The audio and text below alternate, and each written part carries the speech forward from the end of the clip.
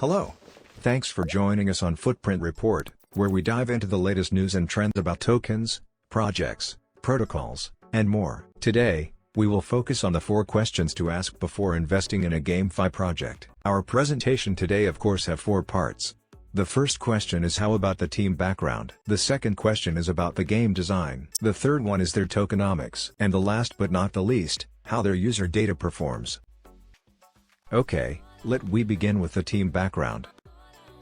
Team members are most important in the team background. A technically competent team allows a project to be more secure and constantly evolve in the ever-changing blockchain world. Therefore, one thing to look for are teams with a background in traditional gaming.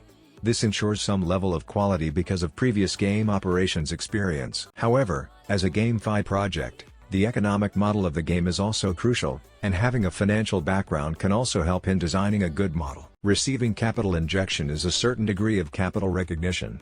Getting more well-known VC investment or more rounds of financing are reflecting the potential of the project. The vision of the game and the completion of the roadmap can also show whether the team has a clear positioning and a clear direction for the future or a Ponzi scheme that just wants to make quick money. Okay, let we come to next question, something about the game design. Besides traditional gameplay aspects, blockchain games need to integrate GameFi elements into their design.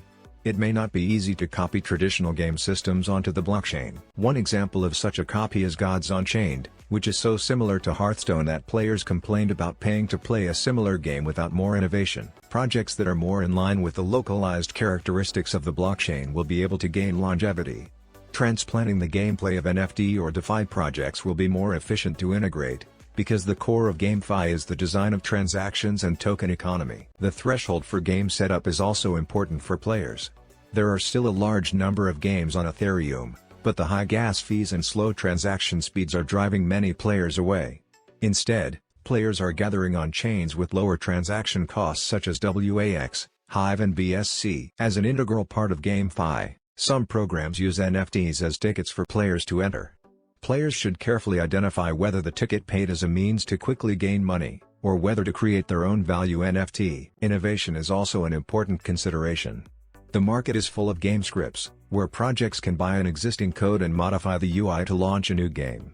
The only thing that makes a game stand out is the innovation, such as Axie Infinity's innovative breeding system that constantly stimulates player interaction. Although it may seem less relevant for players, the game's profit model, how profits are distributed into the team's pockets, is also important.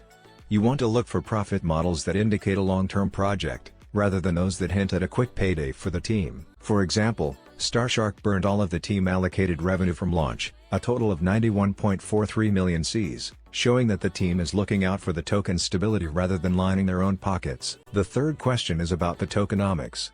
GameFi, as its name suggests, is half gaming and half finance, with the tokenomics being the skeleton of the game.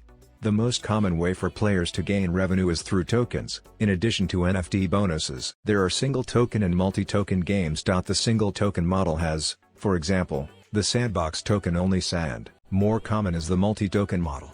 Games generally include governance tokens and in-game tokens. The multi-token model allows the project to be more flexible in adjusting the economic model. For example, Axie Infinity has 2 tokens, AXS and SLP. There is a lot to learn about the token that players use for input and output. Depending on the project's settings, the token that players pay to get started with NFT may be a mainstream token like stablecoin or ETH, BNB. The cost of entry is fixed for players. But the tokens minted by users are project-issued tokens. The revenue gained is heavily influenced by the token price. Another settings, the token that players pay to get started with NFT is a project-issued token. It is the same with the token minted by users.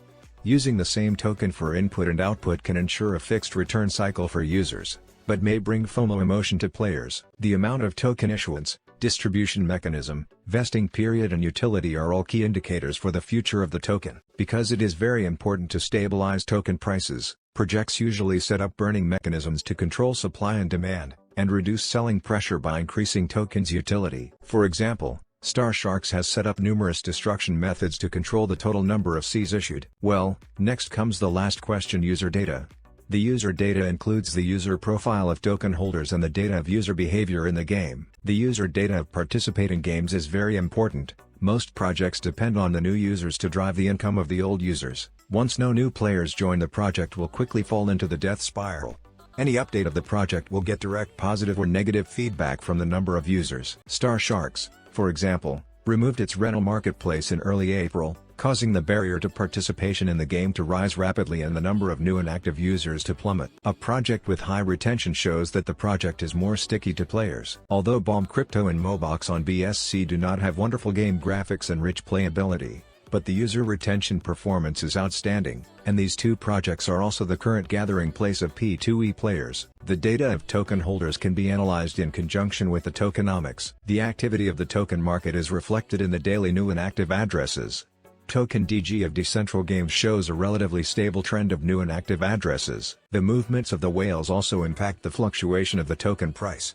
A concentrated sell-off may even cause a token flash crash, so keep an eye on the whales to prevent players from becoming the ultimate receiver. It is not an easy task to choose the right GameFi project to invest in. Users need to study data, the team and the game's tokenomics.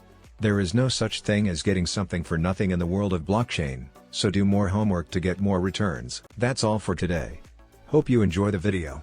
If you liked this video and want to find out more about footprint reports, then watch our recent video on footprint reports, linked below. If you have some suggestion, just feel free to discuss with us. See you next time.